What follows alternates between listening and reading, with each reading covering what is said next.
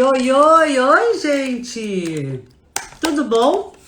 Hoje, dando continuidade à nossa homenagem ao Outubro Rosa, nós estaremos com uma convidada super especial para sobre obesidade e câncer de mama. Para aí que eu já apresento essa fera para você. Oi, pessoal, boa noite. Boa noite, querida. Seja muito bem-vinda. É um prazer receber você, literalmente em casa. Imagina, eu que agradeço pelo convite, né? Bom, grande privilégio, é um imenso, gente, imenso prazer receber a professora Fernanda. Ela é nutricionista, ela é uma pessoa bárbara, professora na equipe de pós-graduação, atende em vários consultórios, vários locais aqui em Porto Alegre, e eu só comento isso para mostrar o quanto é importante a gente unir, né, Fê? Ciência, compromisso com a base, com conhecimento e também, por que não, a prática, principalmente, talvez, né? Não, com certeza, para mim é uma honra estar aqui, né, falando com alguém que foi minha professora, né, no passado, então é um grande prazer, né, não só minha, mas como de muitos, né, milhares de alunos, e exatamente isso, é a gente aliar, né, a prática, a teoria, baseado sempre em ciência, né, não em achismos e coisas que a gente vê muito circulando muito aí nessas redes sociais e inclusive de profissionais falando, né? E Pois principalmente é. sobre oncologia, que é um assunto muito complicado, né? Que é muito individual, justamente porque cada um é um tipo de câncer, cada um é um tratamento diferente, então não é receita de bolo, né? Se fosse receita de bolo, né, seria muito mais fácil, mas não é. Quando a gente trata pessoas, a gente trata o indivíduo único na sua visão biopsicossocial, né? Muito mais do que um câncer. Ele é uma pessoa que tem família, que tem trabalho, então ele é todo um Que composto tem por vários dores, que aspectos. tem dissabores, porque é uma patologia já bastante difícil, né? Já impacta muito nossos pacientes, os familiares, não é uma coisa nada agradável, não é uma enxaqueca qualquer, que também não é qualquer, tem pessoas com enxaqueca maravilhosas, mas realmente o câncer tem um impacto, uma magnitude bem maior. E muito bonito isso que você falou, eu falo em várias lives, eu falo para os meus alunos, eu falo para o pessoal da Tende Nutri, o treinamento de consultório, não falem meu paciente oncológico, o fulano tem câncer, o fulano diabético, o fulano pessoa, né? Então, ponto. Ele não é a patologia que ele tem, ele é uma pessoa com dores, com sonhos, com ideias, então é importante isso. E é importante esse esclarecimento, esse momento como hoje, que a gente está dedicando ao câncer de mama, já explicamos o que é, tipos, classificação, e agora a gente está trabalhando realmente essas associações. Um alerta, né, que a gente toda live está falando, é o câncer que mais mata mulheres no Brasil, é um grande índice no mundo inteiro, e por quê?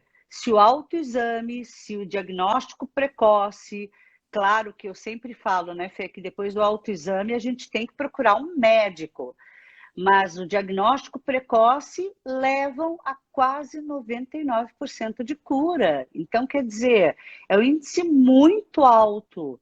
Está na hora da gente falar sobre isso. E não Com menos certeza. importante, falar sobre comorbidades que aumentam ainda por cima o risco e as chances do câncer de mama, como a obesidade. Conta para nós o que você imagina. Tem correlação? Não tem? Isso é bobagem.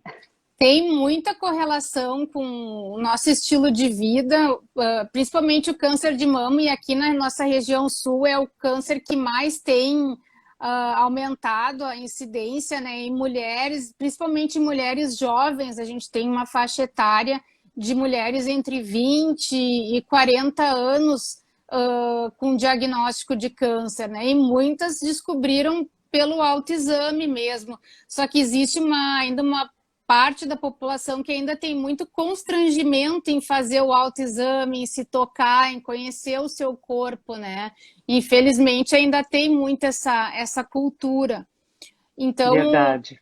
Então, o que eu vim falar um pouquinho, né? Para a gente ter essa reflexão, né, de quanto os nossos hábitos, o nosso estilo de vida, ele vai influenciar, sim, para o desenvolvimento de câncer. A obesidade, ela é um fator de risco para isso, né? Juntamente com o sedentarismo, com o consumo de álcool, com uma desbiose, né? Já tem bem documentado essa questão dessa desbiose no aumento dessa incidência, o estresse, como eu falei, tem toda a questão das alterações genéticas, alterações hormonais.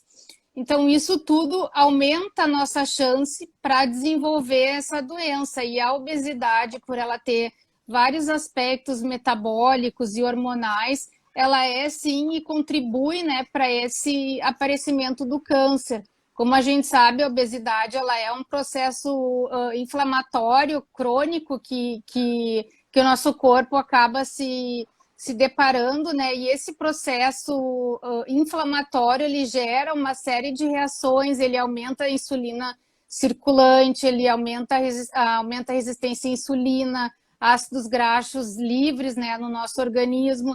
Isso tudo favorecendo esse desenvolvimento, né, do câncer, porque a gente acaba tendo um aumento de estrógeno, né, de hormônios circulantes no nosso organismo, né, podendo ser favorecer esse desenvolvimento do câncer de mama. Dispara, né? Como um gatilho. Inclusive, você falou uma coisa interessante, Fê, que é a própria obesidade, né?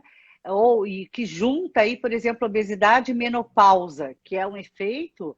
A produção de estrogênio vai ocorrer principalmente no tecido adiposo.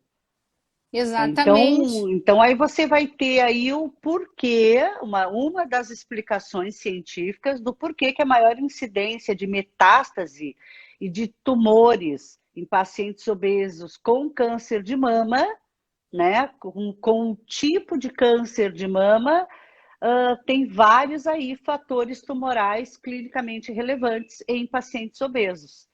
Então, realmente, essas associações têm que serem entendidas como um desfecho ruim. Exatamente. Né? A obesidade aumenta o desfecho ruim de um câncer de mama. Tem que entender que, além de ter uma associação, o desfecho, o impacto é pior do que uma outra mulher mais saudável, né? Que uma pessoa magra, ela também vai ter câncer de mama.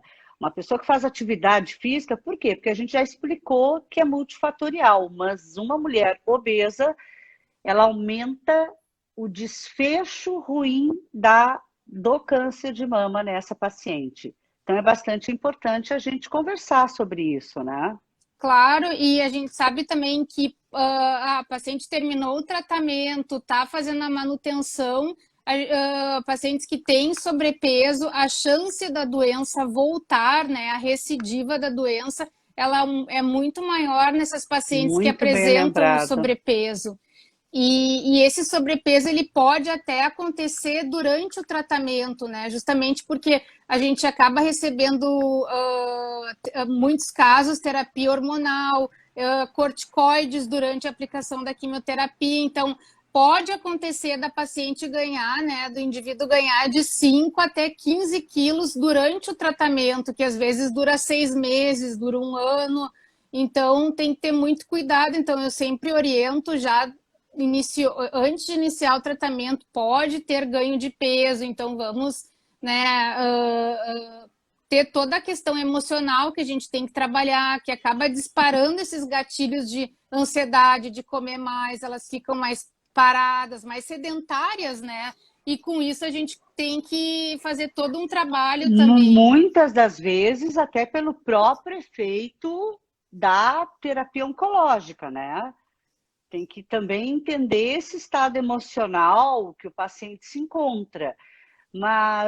Então, assim, já é uma tendência, já existe a associação devido à insulina, ao estrogênio, A resposta inflamatória, a obesidade é uma doença inflamatória, o câncer tem associação direta com gordura corporal e gordura da alimentação, o obeso tem uma alimentação inadequada, né? Não que não possa acontecer de uma pessoa que tem um consumo muito alto de vegetais desenvolver obesidade, claro que sim.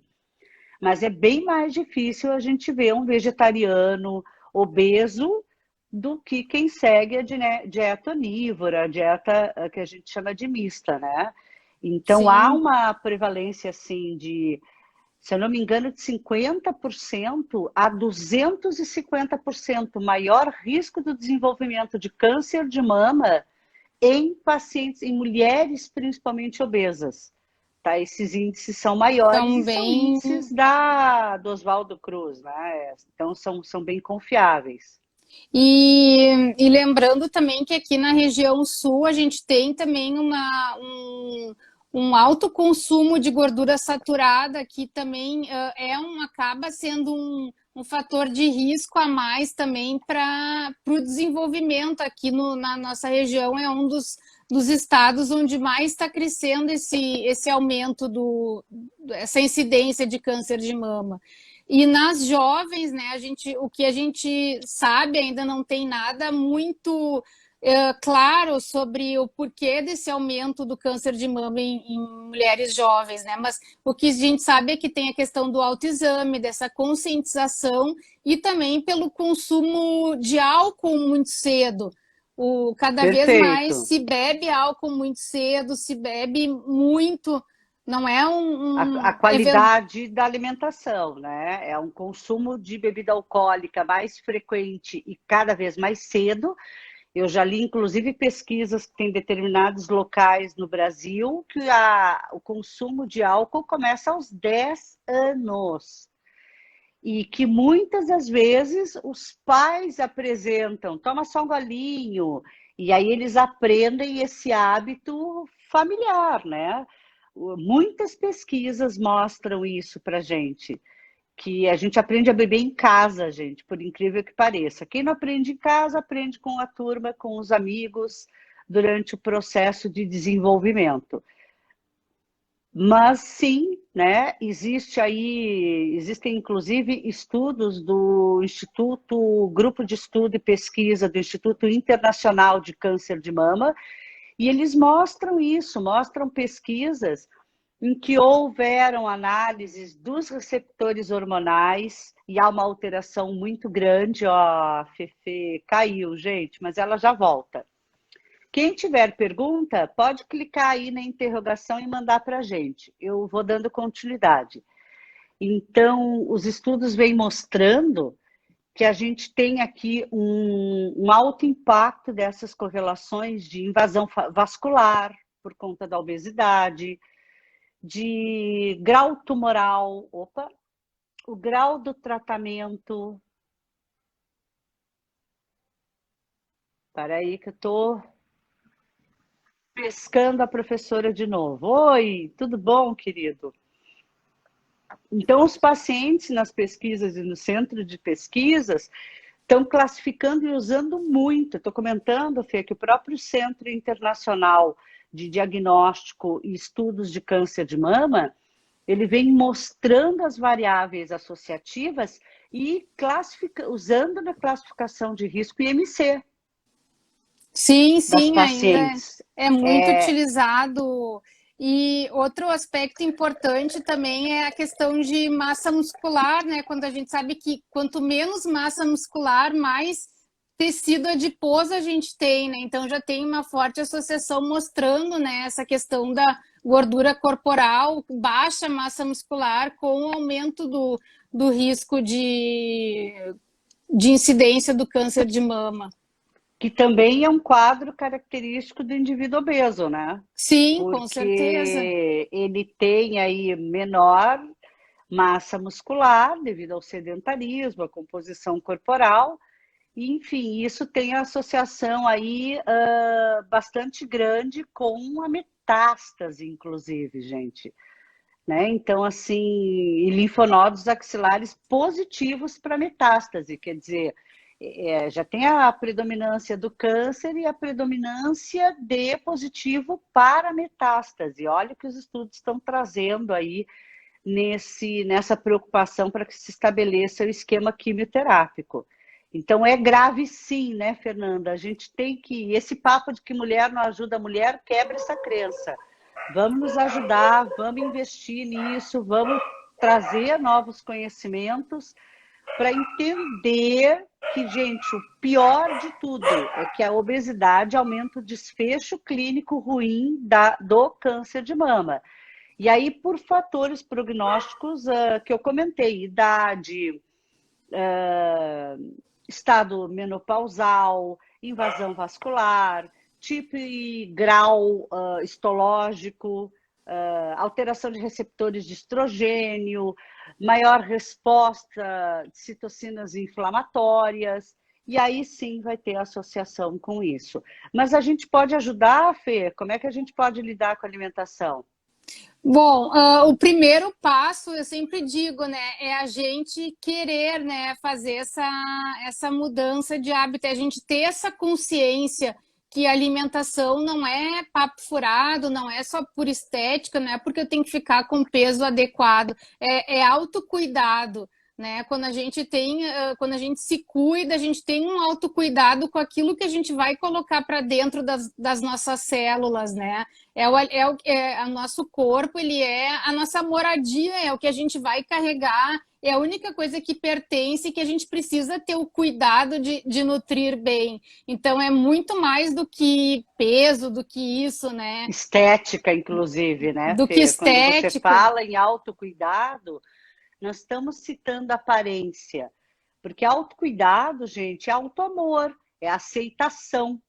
Mas buscar terapêuticas e acolhimento quando a gente tem dificuldades para solucionar uma questão, um problema, né? E não é só com câncer de mama, a obesidade tem correlação com vários tipos, eu acho que com 12 tipos de câncer. Sim, são Então muitos. é gravíssimo aí o impacto da obesidade no câncer de mama.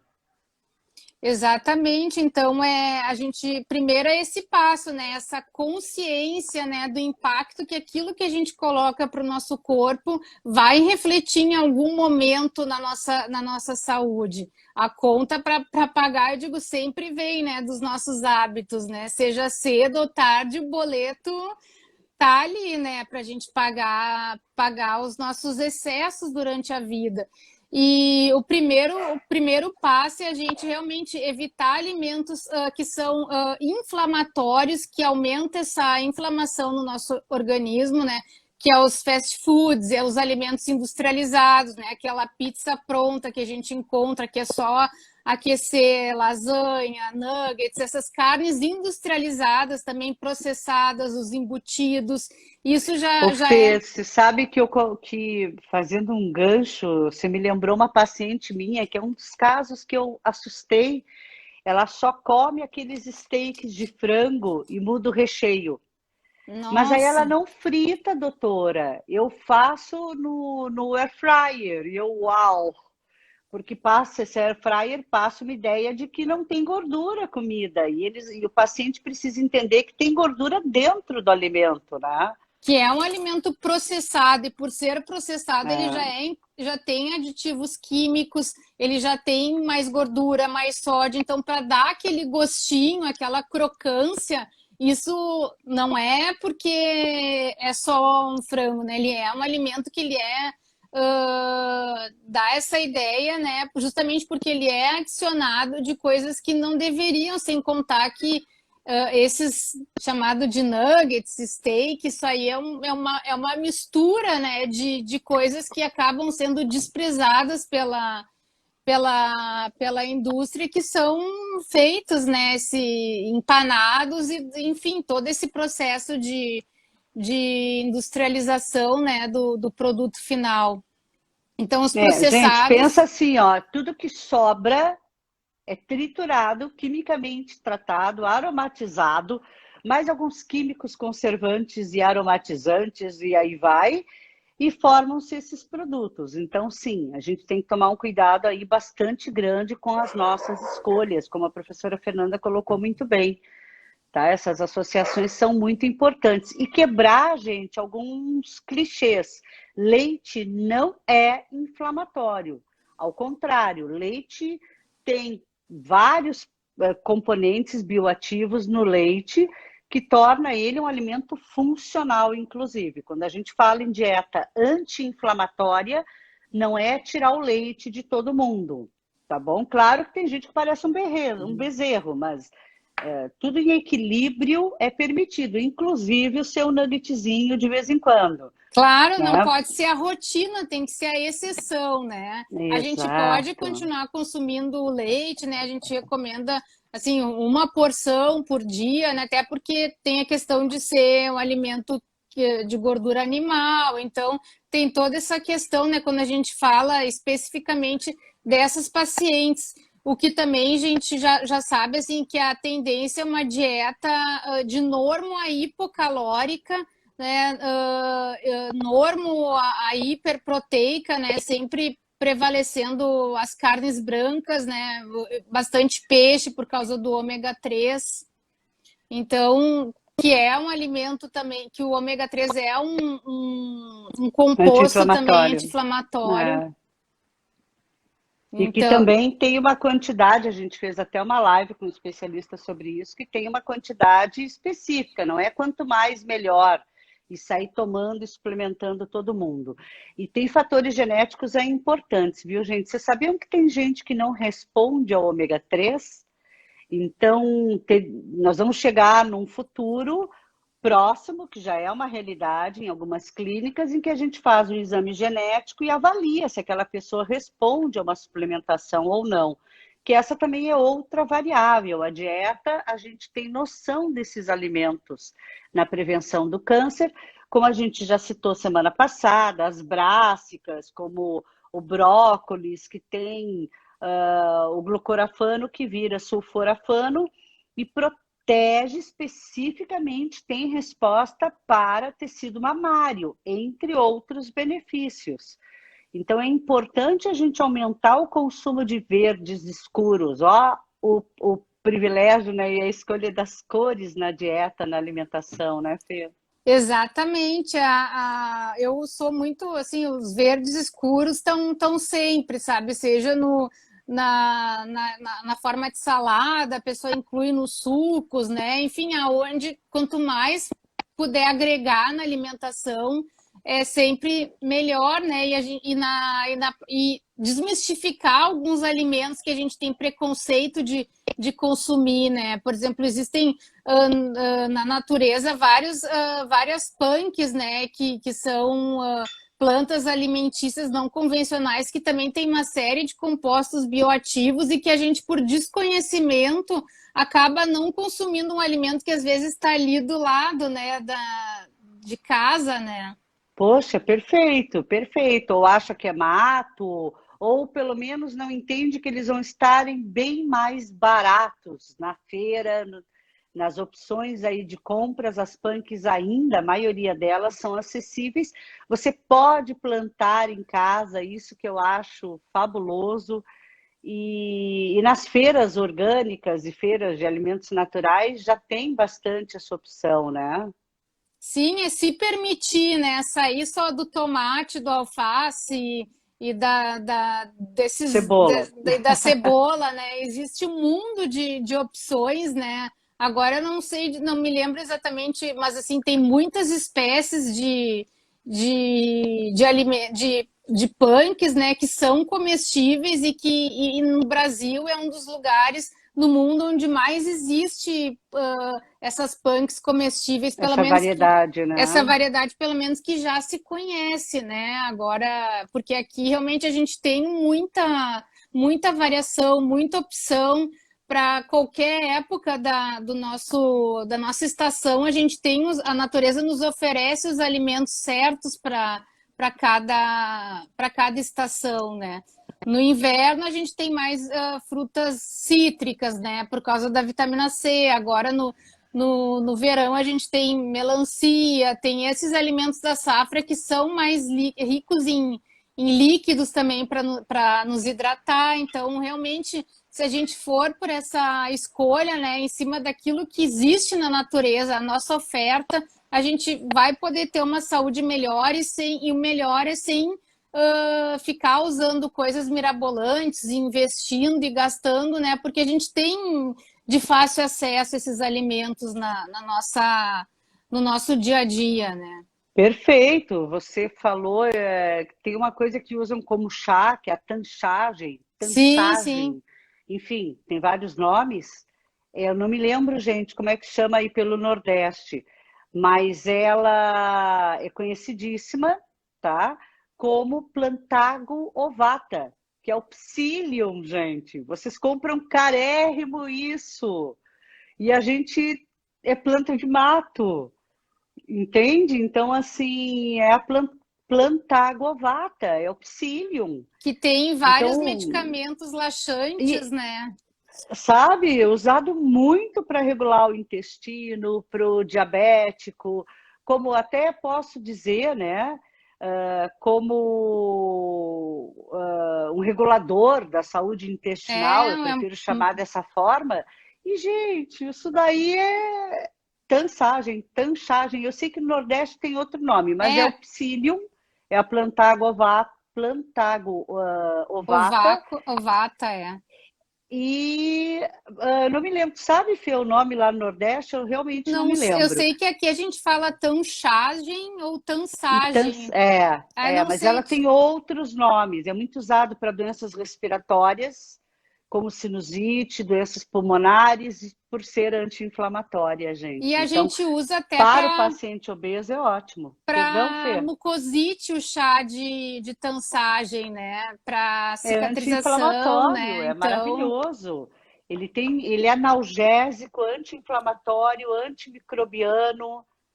Então é eu uso muito todo bom. dia o psyllium, boto no meu mamão lá, né? Então, e olha que pro meu intestino funciona muito. Eu conheço outras pessoas que usam e Muito bom, realmente. Ô, Rose, a semente, sim, ela vai dar, eu acho que é pistilo que chama, não me lembro.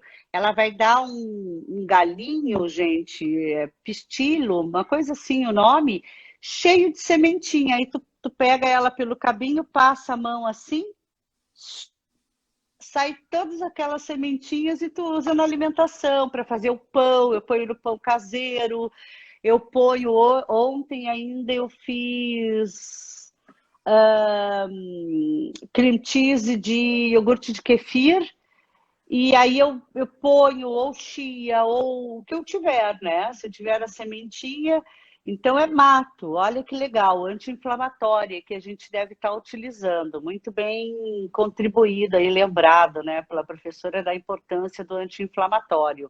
sim, tem muitas coisas também, muitas flores também que são comestíveis, né? Que estão aqui que a gente, né? Que tem várias propriedades, como o bougainville, né?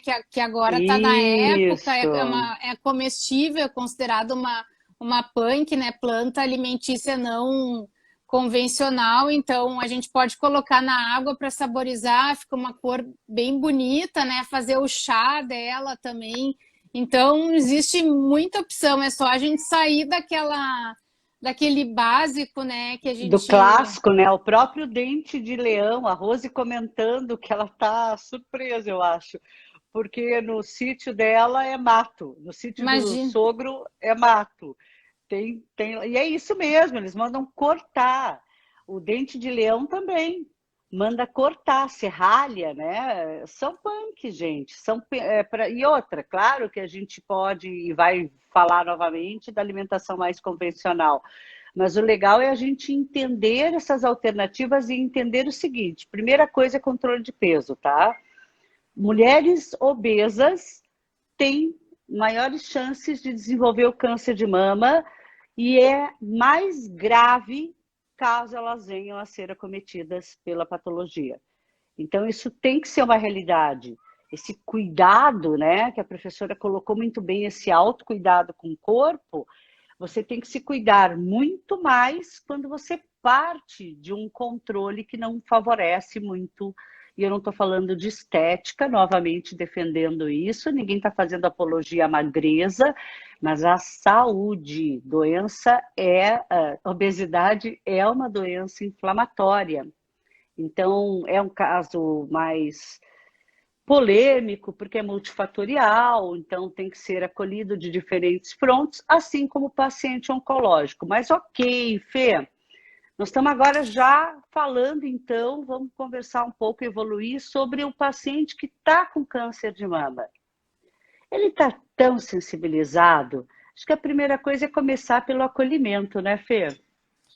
Com certeza, a gente não julgar o paciente, não vir julgando os hábitos, né? Mesmo que ele diga, eu tomo refrigerante todo dia, como fast food todo dia, a gente não está ali para julgar naquele momento as escolhas dele, mas para acolher e com o processo a gente ir fazendo essa orientação, né? Essas mudanças de hábito. A gente precisa, no primeiro momento, ter a escuta ativa, que é para entender até as causas de muitos hábitos que os pacientes nos trazem, né? Então, Isso é isso é muito muito lindo que importante. você falou, porque também aí não é hora de trazer para a prática a dieta do Mediterrâneo perfeita. Ele vai fazer tudo que ele não fez a vida inteira, o nutricionista prescreve num papel em 1 hora e sai o paciente de lá pior que entrou, Se né? sentindo um Porque lixo porque não é, consegue, não segue, não faz nada direito, né? Então é um processo. Se a gente conseguir diminuir o refrigerante dele num primeiro momento, depois vai aos poucos, né? Até porque no primeiro momento é tanta informação que ele recebe, é o diagnóstico, é exame, é essa incerteza, né, que ele tem das coisas, então a gente realmente tem que ir com calma, com acolhimento, né? E essa é a diferença quando a gente trata esse paciente oncológico, essa escuta que tem que estar sempre mais ativa, mais acolhedora. muito legal, muito. Eu digo que isso tem que acontecer sempre, mas, né? Minimamente sempre, gente, tá? E nem minimamente, tem que acontecer sempre. Até no nosso programa de treinamento de consultório, a gente trabalha algumas metodologias para elaborar melhor isso, né? Usando neurociência, usando alguns recursos. Esse curso está Mas ótimo, o pessoal tem elogiado muito. tá bem gostoso, Fê, e é um prazer imenso, assim, muita sorte com a turma. Mas eu falo que, principalmente o paciente já oncológico, de novo, não é hora da repercussão perfeita. Então, o nutricionista não é para ele, não adianta fazer uma coisa. Adorei a sua fala, né? Por isso que ela é essa pessoa, gente, para quem não conhece, muito querida, ela é assim, calma, tranquila, mega profissional. Fê, fala para Obrigada. mim, e como que funciona então a orientação da dieta? Você exclui, você proíbe alguns alimentos, aquela história de churrasco demais tem associação com câncer, sódio demais tem associação com câncer. Aí você proíbe ele de comer o churrasco, tira o refrigerante, como é que é essa negociação? Eu nunca, assim, uso essa palavra, né? Proibido ou não pode. Primeiro eu faço uma anamnese, né, que a gente avalia, faz essa escuta também e faz uma negociação com o paciente, né? O que que para ele, sim, ele consegue também, nesse primeiro momento, abrir mão, né? O que que ele conseguiria ficar sem? E com isso a gente vai ajustando a necessidade, a motivação que ele tem naquele momento também para mudar hábitos, né? Às vezes ele não consegue mudar, a gente vai trabalhar mais para minimizar alguns sintomas que ele pode vir a apresentar pela quimioterapia. E essa individualização que é muito importante, né? Como eu falei no início, quando a gente trata pessoas, né? A gente não, a técnica, a Lindo. ciência, a perfeição de dieta seria perfeito se a gente conseguisse dar para todos os pacientes, todos pudessem ter acesso, só que a gente sabe que a maioria não tem acesso, então a gente tem que ir com a realidade que ele nos apresenta naquele momento, né? Nossa, gente, olha a delicadeza dessa fala. Muito bem lembrado, Fê. Além disso, da gente estar trabalhando a forma que o profissional deve pensar, a gente tem que respeitar as questões do paciente, porque a maioria dos pacientes, gente, não tem condição financeira, não tem acesso a uma feira de alimentos orgânicos, não vai poder comprar o suco verde que veio lá do Himalaia ou sei lá da onde, e os mitos dessas coisas todas. Então a gente acaba tendo que trabalhar com aquilo que ele tem, que é a farinha, que é a batata, que é a carne, o feijão, o arroz, enfim, né? Quando muito, uma saladinha básica. E aí precisa realmente acolher esse paciente e entender a realidade dele, né, Fernanda? Vai prescrever aí frutas vermelhas, goji berry. Ah, sim, das montanhas do Himalaia, né? Cereais, como é que é, de andinos, sei lá o que a gente... Isso, Não, isso. Isso é ótimo, tem várias propriedades, mas não é a realidade da maioria, né? A realidade da maioria é feijão com arroz, no máximo um alface, um tomate, quando muito, E aí né? a gente consegue trabalhar um repolho, que é bem legal, dependendo da situação financeira, incluir um brócolis, folhas de mostarda, gente. É mais barato, é acessível, é um baita alimento. E quase que eu digo um palavrão. E aí você também pode trabalhar na refogado, com carne, recheio de pastel, pôr no feijão. E aproveitamento integral dos alimentos, né, Fernanda? Também é uma ideia legal Sim, tem para... muita coisa que dá para a gente trabalhar, né? Usar banana verde também, não é? Não precisa fazer lá uma biomassa necessariamente, mas usar a banana verde como base de um...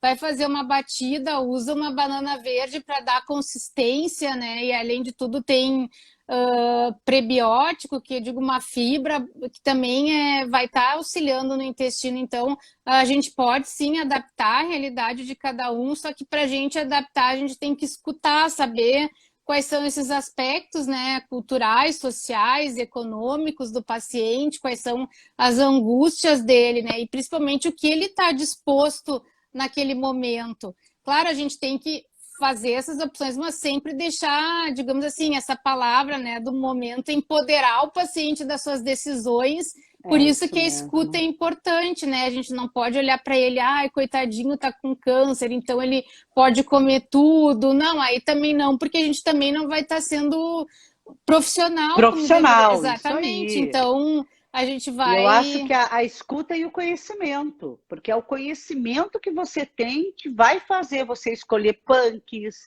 escolher o alimento que é acessível para aquela situação. Porque, gente, não vou dizer nem que é mais fácil prescrever com tanto mito, mas eu já peguei dieta de paciente oncológico com goji berry, com essa brincadeira aí que você fez, sabe? Sal do Himalaia, a primeira colheita não sei que horas da madrugada. Olha, umas coisas que da pessoa chegar e dizer assim, doutora, não tem condições de pagar R$ 2.000 de suplemento. Não tenho condições de fazer tal coisa.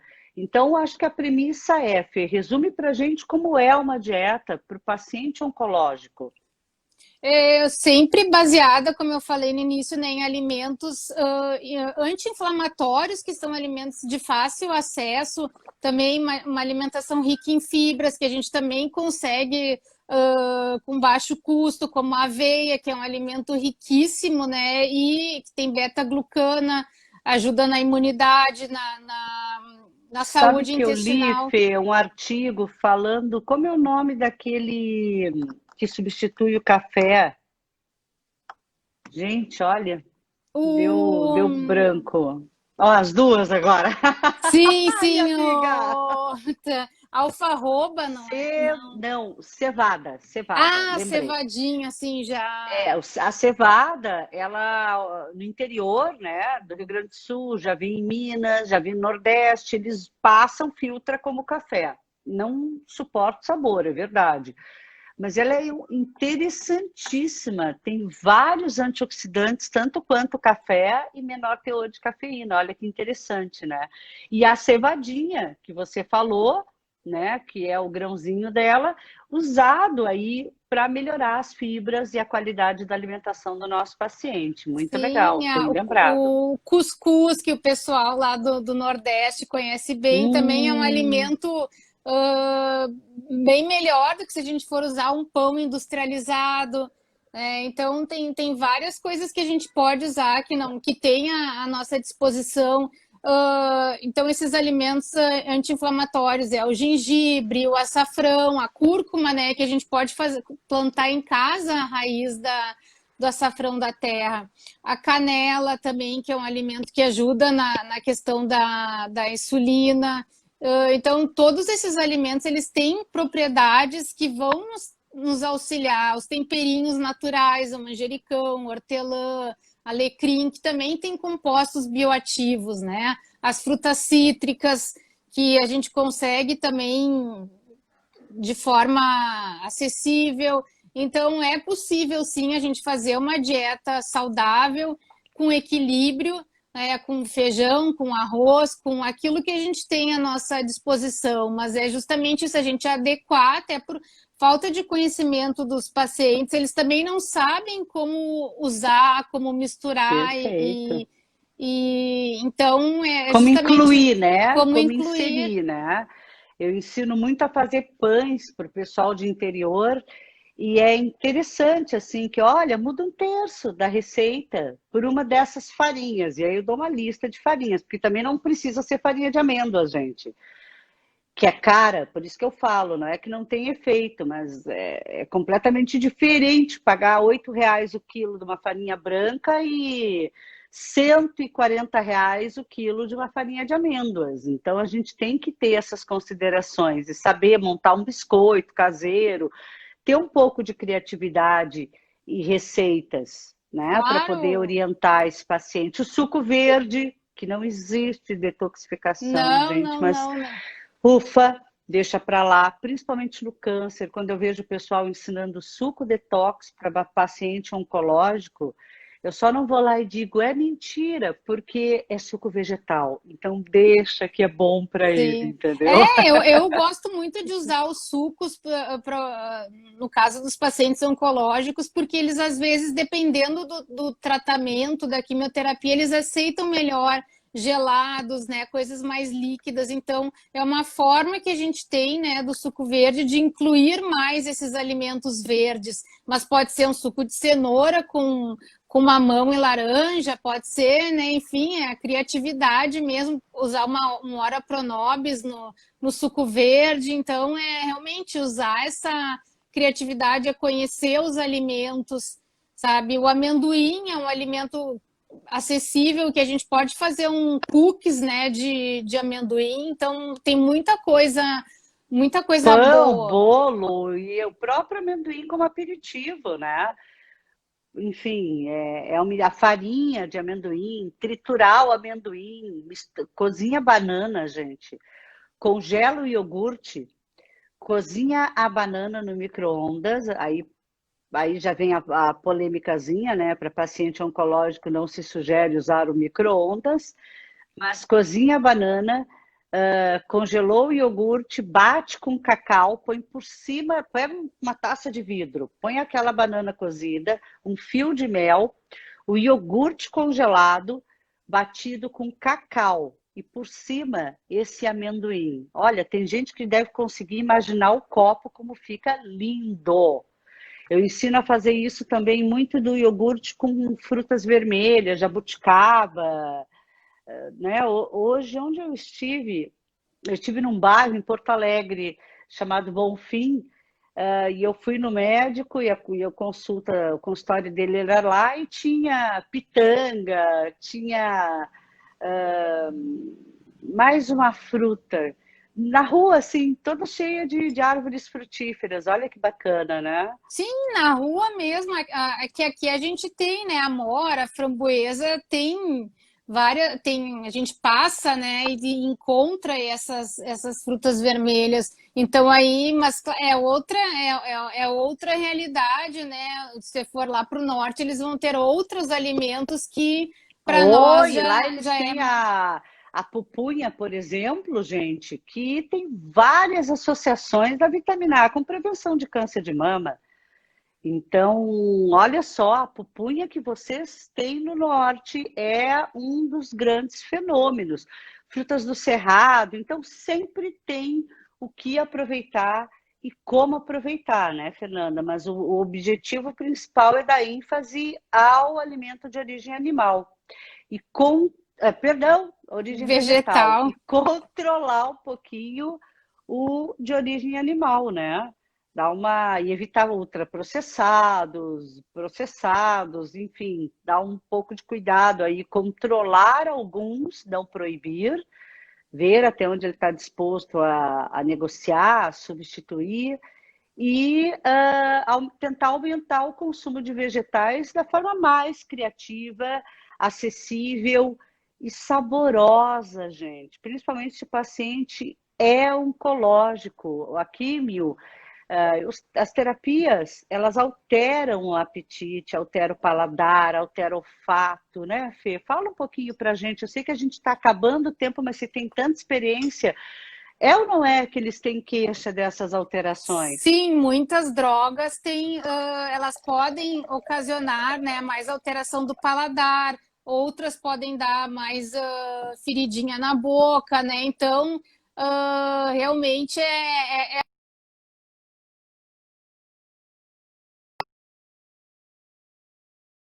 o que incomoda mais o paciente, né? Se é a aversão, se é o. Porque a gente não vai, às vezes, conseguir resolver todo aquele problema. Então, a gente vai por aquilo que é mais. Que incomoda Imediato mais na o hora, né? Que paciente. é a queixa principal, como a gente chama, né? Sim, o chá de É, mas gengibre é uma coisa bem interessante para usar para alívio das náuseas. Inclusive, já tem até estudos mostrando que o consumo de chá de gengibre, começar 3 dias antes da químio, 2 vezes ao dia, pode diminuir essas náuseas, né? Então, não é um. olha, Foi apresentado até num grande congresso de oncologia esse estudo, né? Acho que já tem uns 5, 6 anos. tem bastante publicação. Curcuma, gengibre tem. E eu queria comentar uma coisa, para você ter o melhor aproveitamento dos compostos bioativos do gengibre, corta em lâminas finas, coloca na água e deixa na geladeira, porque ele leva umas 8 horas para ter sua melhor liberação. Então, o certo do chá do gengibre não é cortar e fazer na hora. Corta e deixa para fazer água flavorizada no dia seguinte, o chá no dia seguinte, que também é assim, o chá não precisa ser quente, ele pode ser gelado, né? Eu ensino muito a colocar o chá de gengibre mais concentrado na forminha de gelo, congela e depois bate com leite, bate com suco de laranja, bate com o próprio chá de gengibre. Aí você faz o chazinho, põe o gelo, aquele ali, né, com pedacinhos de gengibre. Além de ser super bonito, é palatável, é muito prazeroso realmente, é saber preparar. Fê, Sim. nosso tempo acabou. Esse Ah, Insta, eu morro de medo porque ele nos corta. Mas olha, grande contribuição saber que nós temos aí na área oncológica clínica profissionais nutricionistas como você, que não saem proibindo uma carne frita, né? Que eu acho que tem, acho não, tem total associação com o câncer, mas a gente sabe, por exemplo, que para o gaúcho é uma questão cultural muito forte. E sim acolhendo as queixas principais, os sintomas dele e tratando isso, né, muito bem. Então é muito legal a gente entender essas associações e essas oportunidades de indicar controles do churrasco, do café em excesso, do sódio em excesso, da dieta pobre em fibra e aí vai, né? Com Obrigada, viu, certeza. querida? Não, eu que agradeço pelo convite, né? Sabe que eu tenho muita admiração por ti, pelo teu trabalho, né? Pela profissional e colega também que tu és, né? Inclusive pela oportunidade também de poder dar aula, né? Nos cursos de pós-graduação que tu coordena, né? Nossa, o Junto com a prazer é professora meu. Paula também, que estava aqui, né? Que a gente está fazendo uma Que é outra parceria aí, uma maravilhosa. dupla nas aulas, É, muito a Paula e legal. a Fernanda, gente, elas assumiram as práticas. Olha, tá assim, ó, profundas discussões. Muito bom. Sim, Obrigada, viu, Fernanda? Obrigada por aceitar esse convite e a gente procurar levar conhecimento para o maior número de mulheres. Para todos vocês que participaram, muito obrigada. Essa live vai para o canal do YouTube e entrem no grupo do Telegram. Já tem artigos lá sobre isso. E nós vamos estar postando mais materiais. Diariamente entram materiais. Obrigada mais uma vez, gente. Boa de noite. nada. Boa noite.